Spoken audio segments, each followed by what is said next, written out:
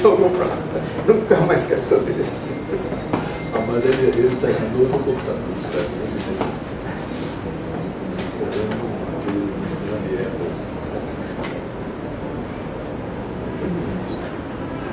Todos os ministros.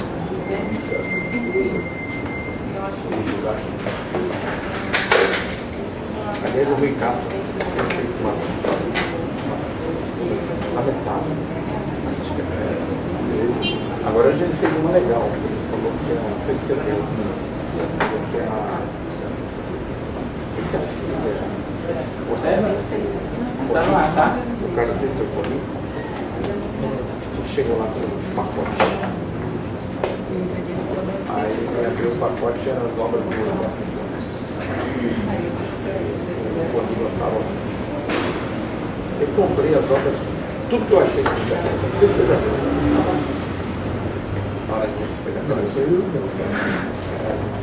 Cronista da Revolução. Ah, tá. O cara é muito bom, tem umas crônicas sacadas. Sim, sim.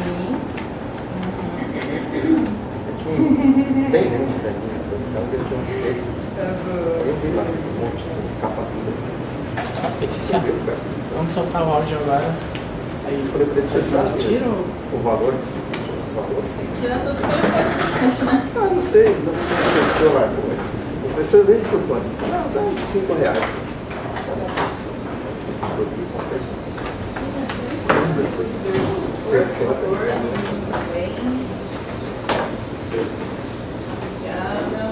Vamos lá. Deixa no ar? Calma, deixa eu só tirar os telefones para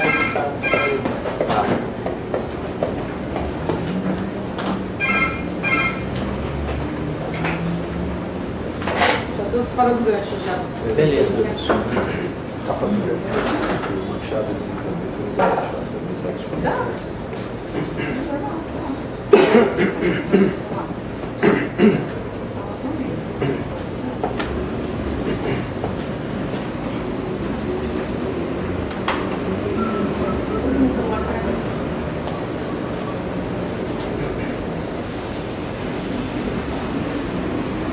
Ok.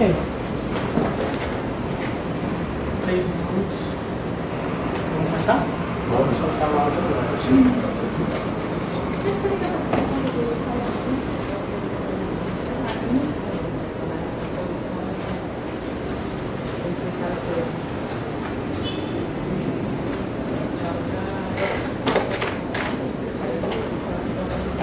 Vamos contar até.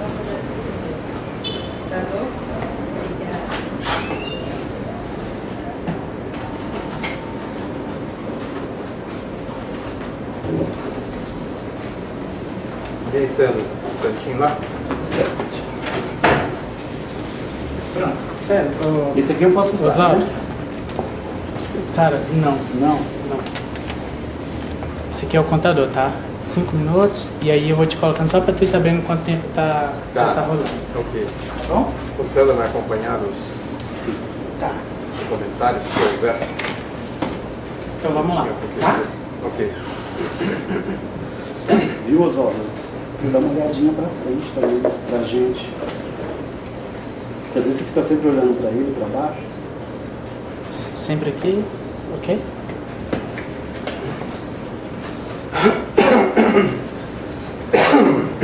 Vou soltar o áudio em 3. 3, 2.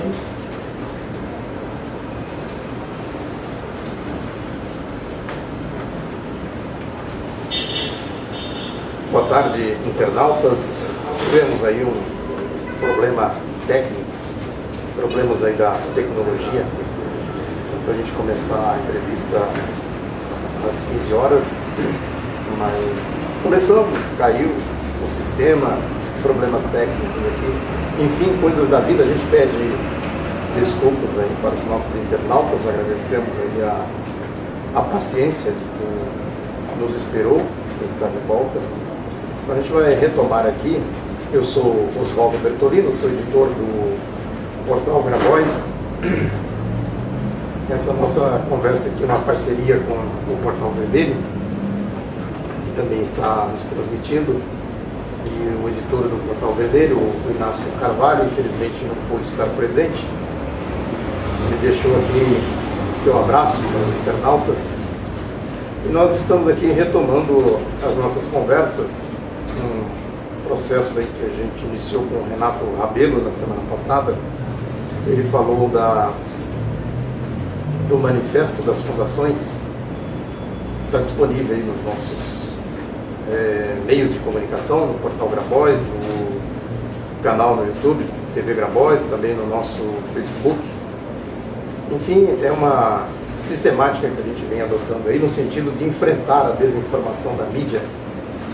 E hoje nós estamos aqui com o Aloysio Sérgio Barroso, que é um pesquisador dedicado, principalmente nessa área de economia, que é o nosso diretor de estudos e pesquisas da Fundação Maurício Grabois, doutorando em economia pela Unicamp, tem publicado aí artigos no nosso portal, na revista Princípios, no Portal Vermelho, enfim, ele analisa essa questão das conjunturas de maneira muito profunda. Editou um livro agora recentemente sobre o tema, e outros livros também ele tem editado, participado, enfim, tem feito um esforço no sentido de sistematizar um pensamento progressista, principalmente nessa área da economia. Também ele se dedica muito a essa questão da teoria. Ele organizou recentemente um livro aí sobre o pensamento do Lenin. Esses livros estão na editora Anita Garibaldi, anitagaribaldi.com.br, tem também no nosso portal Grabois. Enfim, a gente chamou o Barroso aqui para a gente analisar um pouco essa situação da economia, tanto o quadro internacional quanto essa realidade nossa aqui, o processo da economia agora aí nesse processo golpista. Então, Barroso, muito bem-vindo, boa tarde. Boa tarde, Oswaldo.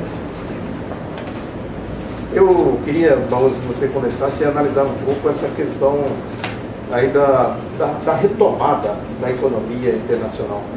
O Paulo Batista Nogueira Júnior, que foi diretor do FMI, foi diretor também do Banco do BRICS, ele falou recentemente que tem consistência na retomada da economia dos Estados Unidos, da União Europeia, do Japão, a chamada economia ocidental. Ele gosta de usar, às vezes, as frases do Nelson Rodrigues. Ele disse que não são arrancos triunfais de cachorro atropelado. Claro, o voo de galinha, como se diz, né? Aí eu queria que você analisasse isso, né? Como é que você vê essa questão toda, essa retomada e as contradições que ela encerra? Certo. Em primeiro lugar, agradecer o convite seu, do Portal Grabois, e dos amigos também do Portal Vermelho, dizer que é uma satisfação trocar ideias aqui com você sobre esses temas que a gente, de fato, vem em grande medida acompanhando. Eu acho que, eu aliás já escrevi alguma coisa sobre isso, desde meados de 2017, nós podemos dizer que há sim uma espécie de recuperação, uma espécie de retomada da economia mundial. Isso aconteceu, vem acontecendo na zona do euro, o crescimento estimado do Fundo Monetário no ano passado, 2017, foi em torno de 2,5%. A zona do euro veio marcando baixo de estagnação, em torno de 1 e poucos por cento. O Japão também retomou a economia dos últimos 2 anos e meio, mais ou menos. O crescimento é um crescimento baixo, mas também o Japão era uma economia bastante estagnada. Aliás, era uma estagnação que vinha desde os anos 90. Uma coisa impressionante. A resistência, aliás, o parênteses aqui, a resistência e a capacidade que a economia do Japão tem de enfrentar essas vicissitudes e essas crises também da economia mundial. Os americanos também vêm crescendo em torno de 2%, 1,8%. As estatísticas deles são meio dubladas, mas efetivamente eles passaram também a manter um crescimento. Isso depois, evidente, de 10 anos também de crise global, que começa em agosto de 2017 e nas nossas contas, até meados de 2017, você poderia dizer que você não tinha esse processo de recuperação que os órgãos internacionais e as economias nacionais têm apontado.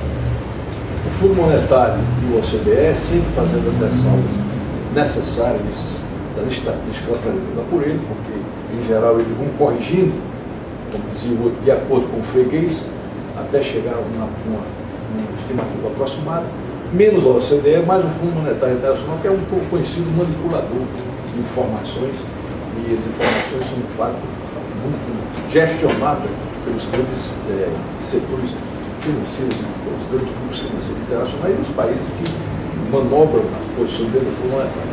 Mas levando-se em conta que as estatísticas têm alguma validade empírica, o Fundo Monetário disse que cresceu em 2016 a economia mundial 3,6%, alcançou 3,7% em 2017, e a OCDE e o Fundo Monetário projetam para 18 e 19 algo em torno de 3,9% de crescimento da economia mundial. Isso é possível que seja isso.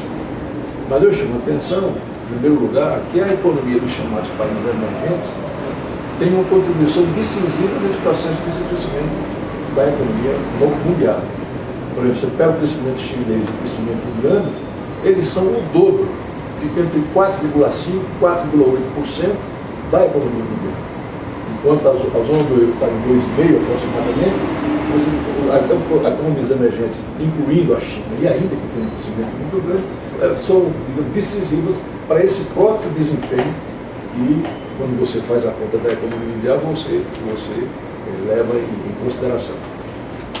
Outros problemas também vale a pena registrar. Esse crescimento, a quebra das bolsas, agora, quebra violenta, né? O índice Dow Jones de Wall Street sofreu a maior queda em termos estatísticos de toda a história, recentemente. É uma das manifestações desse chamado crescimento da economia dos países desenvolvidos. Ou seja, há uma ultravalorização das bolsas. O banco JP Morgan, consórcio financeiro, calcula que desde 1900 não havia uma valorização em 2017 tão alta de bônus e ações aplicadas nas bolsas de valores, que circulam nas bolsas de valores. Esse é um dos efeitos, portanto, desse processo da recuperação chamada das economias centrais, que vem em função de toda aquela política que nós já examinamos antes e é conhecida, né, do quantitative easing, da compra de títulos, né, e um processo de substituições que os bancos centrais passaram a fazer dos ativos podres, né, por uma valorização acionária correspondente e digamos assim, que levou a chamada expansão da liquidez mundial de maneira astronômica. Então, além disso, há outros fatores estruturais que precisam ser discutidos à luz desse processo da grande crise global, 2017, e que são estruturais. Por exemplo, o problema dos salários. Os salários dos Estados Unidos vem em queda desde os anos 80. Né? O problema da produtividade global. A produtividade tem crescido a conta-gotas. E esse é um problema estrutural das economias chamadas desenvolvidas. Né? A ultravalorização financeira e o processo de crescimento das chamadas assimetrias sociais. A desigualdade social vem acompanhando também esse processo de crescimento que agora aparece em torno desse tipo. Agora, você vê aí uma crise, tem as bolhas financeiras, né, tem uma certa instabilidade nessa retomada. O que você vê isso? É isso. Na verdade, Oswaldo, a gente pode afirmar sem pestanejar. O neoliberalismo, a ascensão neoliberal dos anos 80 em diante, ela tem como marco o processo da chamada desregulamentação financeira. Né? Se você puder traduzir, que a gente viu isso aqui nos anos 90 no Brasil, você pode dizer que a abertura comercial, desregulamentação financeira e privatizações, ou seja, a desestruturação das estruturas estatais que foram fundamentais no desenvolvimento. Os Estados nacionais. Os Estados nacionais. Esses três componentes foram centrais nos programas, nas políticas chamadas neoliberais, que começam com Thatcher na Inglaterra e nos Estados Unidos, se espalha pelo mundo como um programa. Né? programa a serviço de quem? Um programa a serviço do grande capital financeiro. O grande capital financeiro que passou, depois do regime de Bretton Woods, da Segunda Guerra Mundial, a ter controles, ele passa a ter um processo acelerado de liberalização. Portanto, a economia capitalista, além da sua instabilidade que o Marx se referia, estrutural, endógena, de que as crises são formas de resolução do crescimento, essa é grosseiramente a visão que o Marx apresentava, ela passa a ter esse componente da especulação financeira como sendo a mola mestra desse chamado próprio crescimento que aparece nas economias centrais em especial. Portanto, o processo de instabilidade, o próprio Lenin, por exemplo, no estudo dele, fala que os monopólios, ao contrário de provocarem instabilidade, acentuam essa instabilidade. Né? Isso ele já fala com outros autores também. Mas mais recentemente, com essa liberalização, a instabilidade passou a ser a imprevisibilidade, a dificuldade de previsão do cálculo capitalista, a incapacidade de discernir aonde você vai investir com uma economia completamente instável, é um traço essencial. As bolhas que você se refere são a expressão disso. Quer dizer, grosseiramente falando, o investimento produtivo, o investimento em máquinas, equipamentos, instalações, trabalho assalariado, passa a se deslocar para o investimento financeiro, o investimento da especulação financeira. Por isso que essa instabilidade se tornou crônica e ela dificulta, inclusive, a capacidade do próprio capitalista fazer o seu cálculo de rentabilidade. Nós estamos aqui com o Sérgio Barroso, que é o nosso diretor de estudos e pesquisa da Fundação Maurício Grabois, analisando um pouco aí a conjuntura econômica. O César está aqui acompanhando os internautas. Se alguém aí que estiver nos acompanhando quiser mandar alguma questão aqui, né, na medida do possível a gente vai inserindo aqui na nossa conversa. Barroso, e nessa história toda nós tivemos aí o Fórum Nacional de Davos, ou Davos. Como é que foi essa história? O slogan do fórum falava de fratura, né? Diversidade no mundo fraturado e tal, as contradições da França com a Alemanha, da União Europeia com os Estados Unidos. Como é que foi aquilo lá? Fala um pouco. É isso aí, Lobo. Você já deu assim já fez um resumo, né? É a chamada, daí você pode pôr entre aspas, desglobalização. O fórum desse ano, o traço geral dele foi a discussão sobre a desglobalização. Desglobalização, entre aspas, eu não estou usando o Luciano, mas não tenho que eles utilizam, para expressar esses fenômenos que você se referiu. Né? Primeiro, o negócio do Brexit. Aquilo ali é um negócio evidente, que é uma fratura, né? Uma recusa da Inglaterra de participar, mesmo estando fora da zona do euro, eles têm a moeda deles, da União Europeia. Ou seja, é uma medida de proteção, é uma medida de recusa da comunidade dos vínculos com a União Europeia. A eleição do Trump, hoje mesmo está nos jornais, taxação do alumínio, do aço que ele está procurando fazer, provocou inclusive queda nas bolsas hoje mesmo sobre isso, que é outra manifestação, não só do protecionismo, né, mas de uma certa visão ultranacionalista. Evidentemente que esse senhor é um desequilibrado, né, para não dizer que ele é um sociopata, é um desequilibrado. Quem fala isso são os colegas dele do Partido Republicano, né, que se recusam inclusive a apoiar certas ideias dele. Mas isso são manifestações do protecionismo, que hoje, por coincidência, hoje mesmo se manifesta, como também uma dessas, que serviria de tese para explicar que a globalização não interessa mais aos Estados Unidos. Em contraposição, nós vimos o discurso do presidente chinês Xi Jinping, há pouco tempo atrás, dizendo que o mundo precisa de mais globalização. Né? Quer dizer, eu entendo assim, que não é porque a China está se dando bem nessa fase da globalização, é porque o protecionismo leva a atritos, inclusive foi um dos fatores que levou à Primeira Guerra Mundial, né? Porque é a defesa da proteção da sua economia nacional acima de qualquer coisa.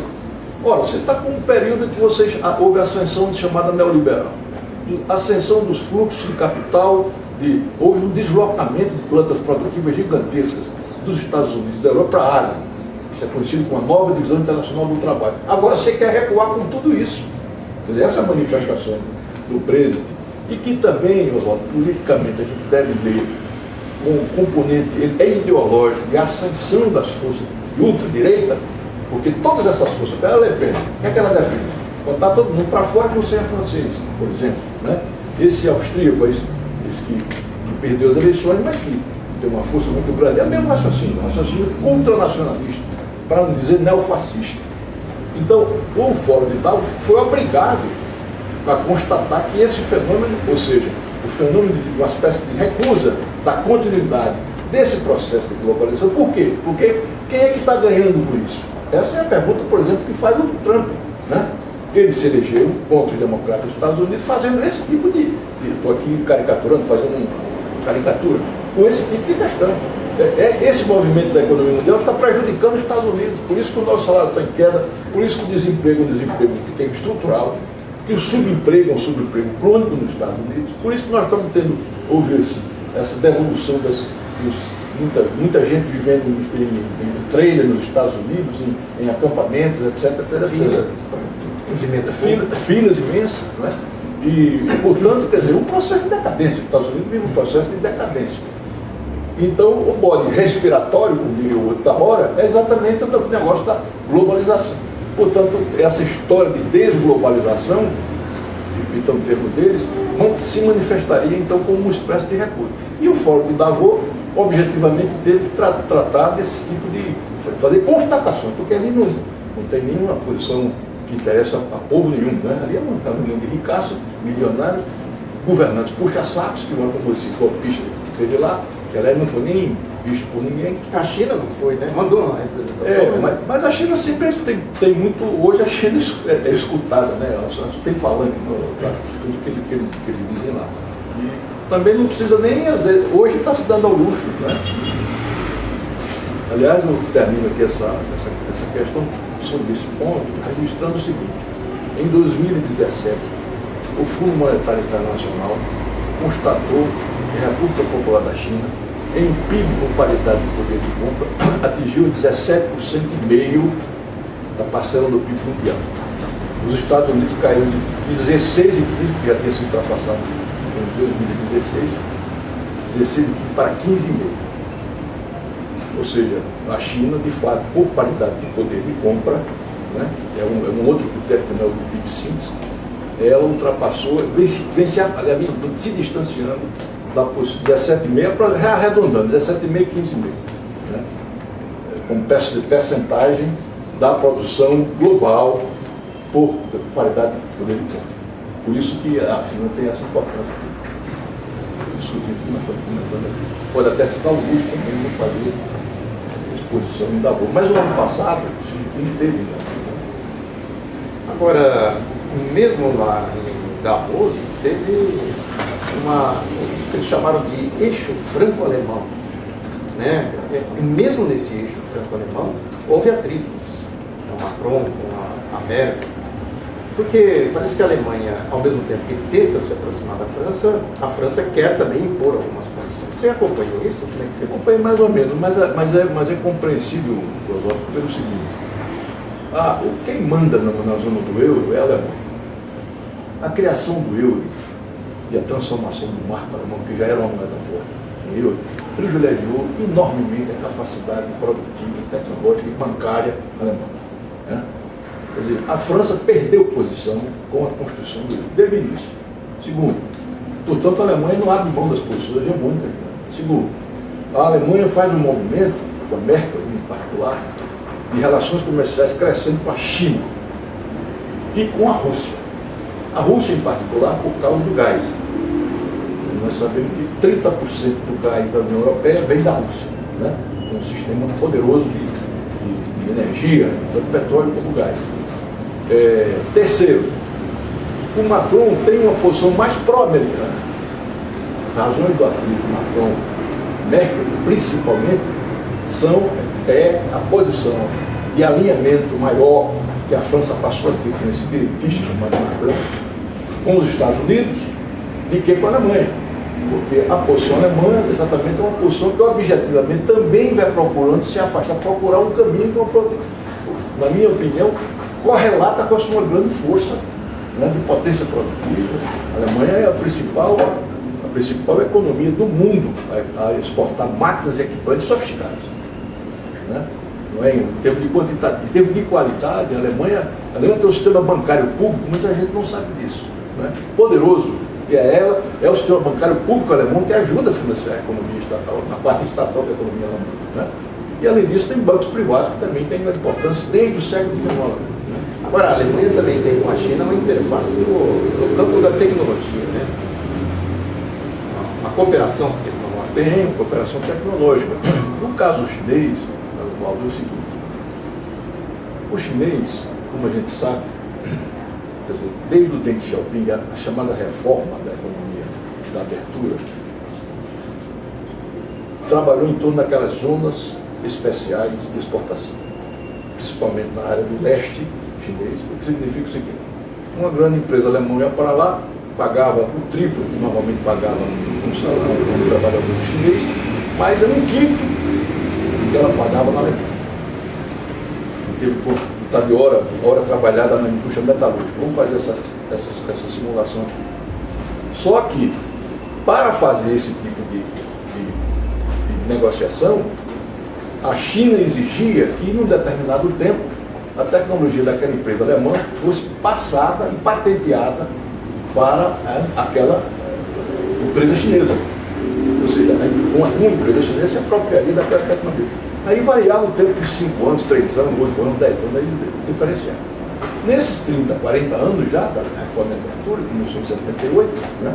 Então, o desenvolvimento da tecnologia e a aplicação em pesquisa em P&D, pesquisa e desenvolvimento que os chineses fizeram, bilionária, e a aplicação em formação de estudantes nas grandes universidades do mundo inteiro, e aplicação em ciência e tecnologia, por exemplo. Dá um exemplo claro.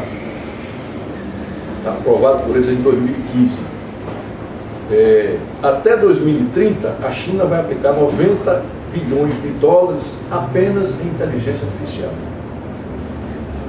Então, você fala em relação à Alemanha, é exatamente isso. Não só com a Alemanha, como a China, como o Japão. Desculpe, o Japão. O Japão também exporta máquinas e equipamentos sofisticados para a China. Ele chega de 20% das exportações de máquinas, aproximadamente, isso é da data de 2016, 2017. Aproximadamente era 20% das máquinas que o Japão faz, que é uma economia sofisticada, a China era para a China. Né? Então, esse processo de intercâmbio tecnológico faz com que a China, primeiro, haja um processo de assimilação da tecnologia mais avançada no centro capitalista. Segundo, há um desenvolvimento dessa assimilação, que é o segundo movimento mais central. Por exemplo, para encerrar esse raciocínio, a China, desde 2016, exporta vagões de trens de alta velocidade para a Malásia. Os Estados Unidos não tem trem de alta velocidade. A Europa tem, os Estados Unidos não tem. Né? Por razões da economia americana e porque a infraestrutura americana de transportes é depois da Segunda Guerra Mundial. Sofreu, apesar de ser um país, né? E pasme-se, né? Um país com padrão tecnológico muito avançado, os Estados Unidos têm, né? Pega essas empresas de telecomunicação, então são todas americanas, Apple, Google, etc., Amazon, não é isso? Que são as grandes empresas do mundo inteiro. Então, quer dizer, rapidamente, num espaço curto, isso aí, o nosso italiano, o filósofo Losurdo, chama muita atenção. Desde 99, ele escreveu naquele livro dele sobre Fuga da História, ele disse que a China quebrou o paradigma tecnológico de apropriação da tecnologia que antes só era concentrado nos países desenvolvidos. Né? Então, eu acho que isso é verdadeiro, ele já dizia isso há muito tempo. Então, ela, além de ter quebrado por esses contatos e essas relações comerciais, tanto para a Alemanha, para a China, para os Estados Unidos, não só mais como ela desenvolveu. Então, ela diz o seguinte: em 2015, o governo chinês declarou: nós vamos ser os primeiros em inteligência artificial. E eu acho que eles vão conseguir fazer em função dessa determinação estratégica de política de desenvolvimento. Agora, isso só é possível com um Estado soberano, né? Com a valorização da soberania nacional. A questão do Estado Nacional que você mencionou, eu queria que você comentasse isso. A China é uma referência, né? Um exemplo. Serve para o Brasil também, para outros estados aí. outras nações, a questão do Estado Nacional, a questão nacional, falar da questão nacional. O nosso pesquisador, conhecido nosso aqui do Vermelho, do portal também, o professor Edir de Abu, acabou de fazer um texto aí sobre a interpretação dessas últimas opiniões do governo chinês e do Xi Jinping. Ele diz que o Xi Jinping, o presidente chinês, passa por um processo de redefinição da reorganização estatal, denominado de recentralização. Recentralização significaria o seguinte: no Império, com capacidade de poder centralizar os estados, trazer o Estado nos principados, né, o asfaltismo, passou a ser um fator chave de comando político do Estado. E agora essa recentralização se daria em torno também, inclusive, da reestatização, isso são palavras do professor Elias, que é isso mesmo, reestatização de setores-chave da economia e da finança para o desenvolvimento, digamos assim, para um outro estágio de desenvolvimento, para uma outra fase de desenvolvimento. Isso é tão verdadeiro. Na quarta-feira, agora, passada, última, a Folha de São Paulo, coincidentemente, o Valor Econômico, e coincidentemente o articulista Martin Wolff, que é o editor da economia do Financial Times, escreveu no Valor, todos atacando o discurso só. Né? A acusação é que é um autocrata chinês. O outro fala em putinização da China. Ou seja, isso corresponderia a um alerta que esses discursos fazem para, digamos assim, uma provável reestruturação, reposicionamento do Estado chinês para enfrentar essa outra etapa, né, institucional do desenvolvimento. Mas eu acho, o seguinte, não há probabilidade, eu achar, é objetivo, né? Isso que você falou é decisivo. O Estado Nacional forte, em outras palavras, né? Mas é difícil você replicar a situação chinesa, né? Você não está dizendo isso. Por exemplo, o Estado Nacional indiano ainda está crescendo em termos de cifra, mais do que a economia chinesa nesses últimos 8 anos. Cresce acima de 7, nesses últimos 7, 8 anos. Né? Claro que é diferente, porque a China ainda tem uma pobreza muito grande e, enfim, tem um componente religioso, ideológico, dele lá, mas a visão do Estado Nacional indiano é uma visão muito forte. Você muda o governo, mas os partidos não deixam os interesses, por exemplo, a indústria indiana tem um sistema protetivo decisivo. Perdeu um pouco dos anos 90 para cá, mas tarifas, subsídios, a indústria estrangeira na Índia tem um espaço muito reduzido, porque as medidas que são tomadas ainda são medidas no sentido de impedir com que as multinacionais e as transnacionais tomem conta da economia, como fizeram, por exemplo, no Brasil, tem feito mais recentemente no Brasil, né? Apesar do nosso nesse período desse ciclo político que se constitui no Brasil com Lula e com Dilma. Ou seja, é isso que você comenta. Sem um Estado Nacional progressista, porque o Estado de Direito conservador não vai tomar essa decisão. Mesmo o protecionismo é de outra esfera, tem um outro componente, atende a outros interesses, né? A interesses particularistas, de grupos que são mais vinculados a determinado setor, banco, setor de indústria, ou mesmo da área rural. Sem esse componente do Estado Nacional, numa fase dessa da globalização, questionada por esses que acham que há um processo de desglobalização, por isso é um tema evidente, você não tem como responder ao processo de desenvolvimento. Não tem como. Certo. Estamos aqui com o Barroso, que é Luiz Barroso, diretor de Estudos e Pesquisa da Fundação Maurício Grabois. Barroso, para a gente encaminhar aí para o final, queria que você comentasse esse estardalhaço que a mídia vem fazendo aí a respeito desse crescimento de 1% da economia nacional em 2017. Vendo que agora o mercado está funcionando com as reformas e o Banco Central agora tem credibilidade no mercado, não tem interferência na economia e tudo mais. E eu queria que você considerasse isso e também o problema da ociosidade da economia, que é uma retomada muito no curso dessa ociosidade. E também inserido aí a questão do consumo e do desemprego nos indicadores mostram que isso ainda não se refletiu no consumo e no emprego. Oswaldo, eu lamentaria ter que dizer o seguinte, né? Porque é de fato uma coisa muito triste, não se trata também de uma visão catastrofista, mas a única coisa que cresce no Brasil é o número de presidiários. Esse triplicou nos últimos 20 anos e tem provocado esse espetáculo assustador, né? Transformar o Brasil, segundo as estatísticas da igreja, ultrapassou a Rússia em termos de presidiário e passa a ser o terceiro número de mais de 600 mil presos, depois dos Estados Unidos e da China. Ou seja, teria superado a Rússia. Porque a economia brasileira ela só teve um crescimento depois do milagre econômico de 1967, 73, a economia cresceu mais de 11%. No período recente do presidente Lula, os 8 anos do presidente Lula, você teve um crescimento da economia em torno de 4,5%.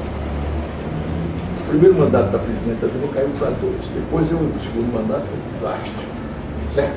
Esse desastre levou a um crescimento negativo de 3,5% em 15%, 3,5% em 16%. Então você teve 7% de queda negativa. Aí o governo comemora 1% em cima de 7 negativos. Né? 1%, como você disse, com 12 milhões e 300 mil desempregados. Né? 1% com 0,5% desse PIB, segundo o PGE, vindo do agronegócio. E o resto basicamente consumo. O que é que isso quer dizer? Quer dizer que a taxa de investimento é muito precária. Nós tivemos, segundo pesquisa do IPEA, nos últimos anos, uma queda histórica nesse período da recessão. Na verdade, foi uma depressão na taxa de investimento. A taxa de investimento caiu, chegou a 19%, o lucro caiu para 11%. Na mesma medida que a economia continua a reforçar a chamada reprimarização da pauta exportadora. Ou seja, você caiu, houve queda nesse processo, para lá para cá, houve queda, e isso inclui o período da presidenta Dilma também, houve queda das exportações de média e alta tecnologia e crescimento das commodities, nacionais commodities. Mesmo que esses preços das commodities tenham um desabate e agora aparece um pequeno processo de recuperação, que foi um dos responsáveis com esse crescimento da economia mundial, essa pequena recuperação da economia mundial, pelo processo de crescimento das exportações do agronegócio, da 0,5% desse %. Perspectiva. Estão falando em 3% da economia. Como é que você fala em 3% da economia num ano de eleição, onde o problema central é deslegitimar a candidatura do ex-presidente Lula? É evidente que isso tem a ver com o sistema financeiro, com o sistema internacional, com os grandes grupos. É evidente que tem, porque é preciso que ele se torne inelegível o mais rápido possível. Por isso que eu acho que essa parcela do Ministério Público tem feito esse tipo de operação de perseguição para limpar a área, para ver se consegue limpar um horizonte de possíveis investimentos a partir do segundo semestre desse ano. Então, os investimentos em equipamentos, instalações, fábrica, trabalho, só se repercute depois. Você não tem como você investir numa empresa e essa empresa 3 meses dá lucro. Né? Bom, mas pode ser que cresça 3%, não tem bola de cristal. Isso aí, até o Paulo Nogueira também falou sobre isso. Né? Citou lá sempre uma alegoria do cara que fica procurando uma lâmpada debaixo da árvore, uma coisa assim. Um relógio. Relógio. Citou o Galbraith também, que o Galbraith disse, astrologia, eu sou economista, não participo de astrologia. Porque fatores importantes, por exemplo, essa medida do Trump, ela vai ter implicações na exportação nossa. Né? O Brasil é um exportador de aço, um exportador também de alumínio, grande inteiro. Mas isso é importante para as suas exportações. Então, a economia mundial, a economia brasileira vai depender não só desses fatores, que são fatores da economia mundial, mas principalmente do consumo. Bom, como é que o consumo aumenta com 2 a 3 milhões de desempregados? Né? Esse é o texto. Mesmo que vá crescendo um pouquinho o emprego. Saiu um dado hoje saíram alguns dados, né? Que mostram que o CAGED teve 29 mil vagas com carteira assinada. Manchete desse tratado. Pois é. Uma coisa muito microscópica. Né? Isso, na verdade, É uma gota. Sim, mas é uma tentativa política, não, Oswaldo? Uma tentativa política de sustentar esse processo de reformas que o chamado governo golpista apresenta e anular tudo que representar o ciclo político passado. Esse é o objetivo central. Tudo que tiver em torno da aliança, como eu digo, do PT, a direita e a esquerda, que o PT fez, nos dois blocos, porque tinha gente de direita no governo da Dilma, tinha gente de direita no governo do Lula. Né? Mas não tinha só o núcleo, era o núcleo de esquerda. Mas tudo que lembrar aquilo tem que ser varrido. Né? Esse é o objetivo central. E é evidente que a economia ela tem a ver com as decisões do Itaú, as decisões do Bradesco, do Santander, e etc, decisões de investimento da Votorantim tem a ver com o objetivo do futuro, perspectiva. Bom, aí o presidente que vem vai continuar as reformas ou vai ser esse pessoal que veio de novo para poder fazer esse projeto de entre aspas, né, favorecer os pobres, tá certo? Então, o crescimento da economia de 2018 é uma possibilidade, né? Porque esses fatores. Quais são os fatores? O crescimento do agronegócio volta e a dosagem de consumo, isso é dado real, não é invenção. Né? Hoje, depois de 7 negativos de crescimento. Agora vai crescer de 3%? Aqui para nós, tomara. Né? Nós não somos catastrofistas, isso é uma forma de crescimento zero, porque significa mais emprego, significa mais possibilidade dos sindicatos lutarem por uma distribuição de renda melhor, isso possibilita você lutar por um salário mínimo melhor também. Tudo isso abre um outro campo. Né? E essa enorme multidão de deserdados pode ter um mínimo de esperança de ter o que comer durante o dia. Então, nós não estamos aqui defendendo que não é para crescer a economia, é que as condições econômicas mesmo, econômicas por quê? Vou repetir finalmente, porque a taxa de investimento está lá embaixo. Sem investimento você não tem perspectiva nenhuma de desenvolvimento. Isso é uma lei da economia política progressista. Né? Desenvolvimento necessita de investimentos. Desenvolvimento que significa financiamento. São os dois componentes centrais. Se você não tiver um financiamento e você não tiver uma perspectiva de investir na economia, você não tem outros fatores. O Brasil tem uma defasagem de infraestrutura, sabe? Você dobrar a taxa de investimento em energia, né? E esse governo, objetivamente, o que ele quer fazer é desmantelar, né, as conquistas que advieram desde o pré-sal. Então, quer dizer, além do tumulto político desse ano, a luta política encarniçada, na verdade é a luta de classe, a economia vai estar sujeita também a esse tipo de decisão. Eu vou investir esse ano, né? É isso que os grandes investidores falam. Quem é que vai ganhar desse ano? Então, essa eu acho que é a questão que põe muitas interrogações na perspectiva do crescimento da economia.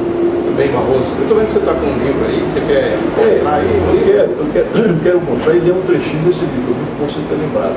Esse indiano, chama Deepak Nair, é um estudioso muito importante da economia indiana e trabalhou em órgãos internacionais. Esse livro é recente, 2013, A Corrida pelo Crescimento, Paz e Desenvolvimento na Economia Nacional. Então ele dá um dado, Paulo, aqui, lá bastante, muito interessante, mesmo sobre as possibilidades de desenvolvimento da economia nos países em desenvolvimento. Né? Em geral, ele faz a seguinte conta, que não é muito prolixa, mas se o PIB de um país em desenvolvimento crescer 7% ao ano, a renda nacional dobrará em 10 anos. E se ele crescer 10% anuais, se o PIB crescer 10% anuais, a renda nacional dobrará em 7 anos. Claro, ele está dizendo o seguinte, quanto mais você crescer no número sistemático, mais o impacto na renda nacional é maior. É imediato. Né? Similarmente, dizendo, se o PIB per capita crescer 5% ao ano, a renda per capita dobrará em 14 anos. Apenas. Se crescer 5% ao ano, dobrará em 14 anos a renda per capita, que é a renda, que é o PIB dividido pela população. E se crescer 7% ao ano, ela duplicará em 10 anos.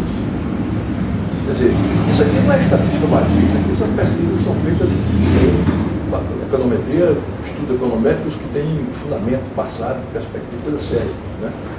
Bom, então, lamentavelmente é isso. Quer dizer, você, com o crescimento da economia, você tem 1%. Isso aí. Queria agradecer o Barroso, Sérgio Barroso, queria agradecer os internautas aí que acompanhou a gente. César, algum recado aí? Tudo certo?